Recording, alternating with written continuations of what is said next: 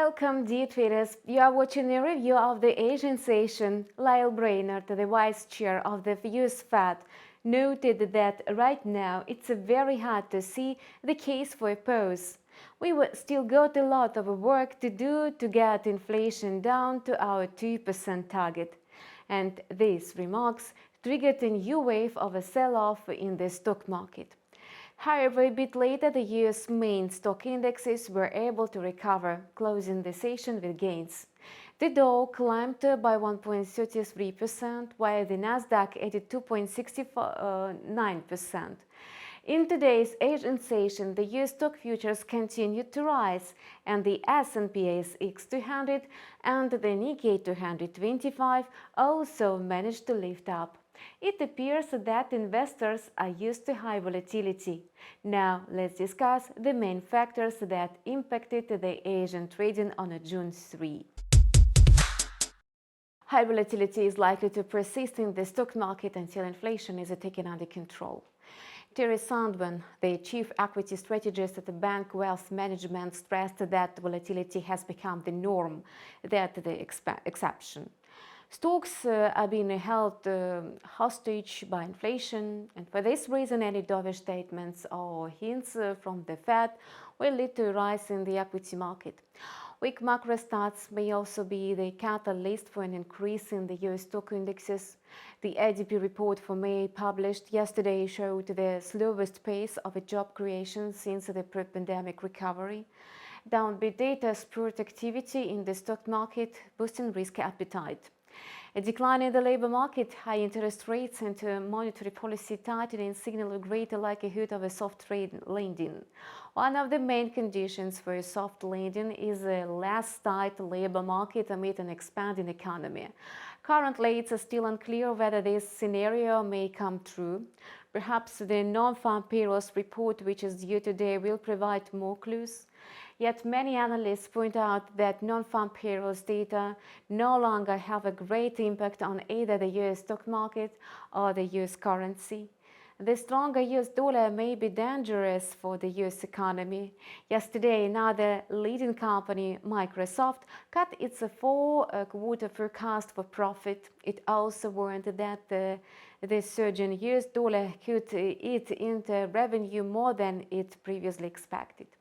Today, the trajectory of the US currency will depend on several factors, especially given the return of the risk-on sentiment. It's rather bearish for the greenback as a safe haven asset. And yesterday, it slid for exactly this reason, giving way to higher yielding currencies.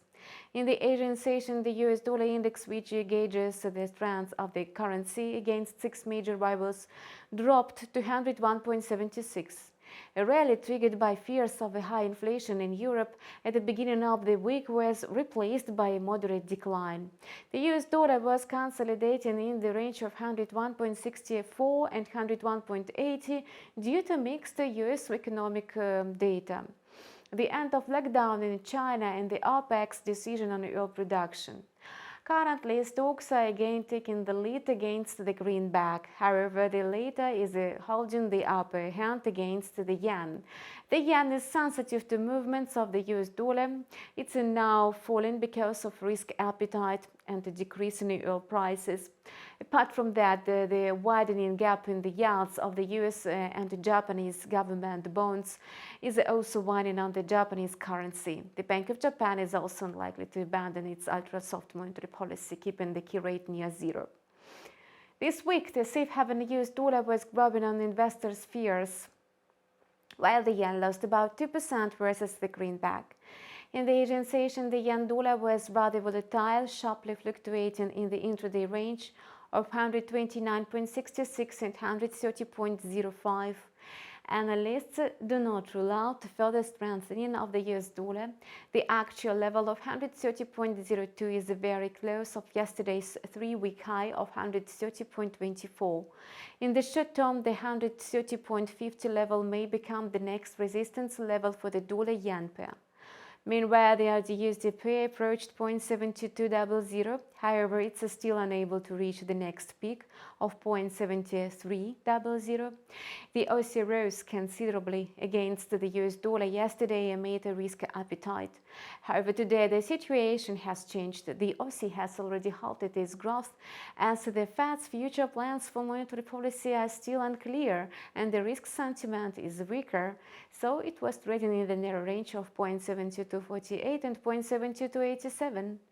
At the time of preparing material for this video, the price hit 0.7255. The Aussie is also up amid expectations of the key rate hike by the Reserve Bank of Australia. Its meeting is scheduled for June 7. Analysts reckon that the regulator may raise the cash rate by 25 or even 50 basis points. The AUD pair easily broke the 0.7250 level, logging its immensely high. In addition, strong macro stats also stirred the demand for the Aussie. Australia's economy held up better than expected in the first quarter, expanding by 0.8%. The positive GDP report increases the possibility of a rate hike next week. And that's all for now. Subscribe to our channel and stay up to date with the latest market news. Don't hesitate to ask questions down below, and see you soon.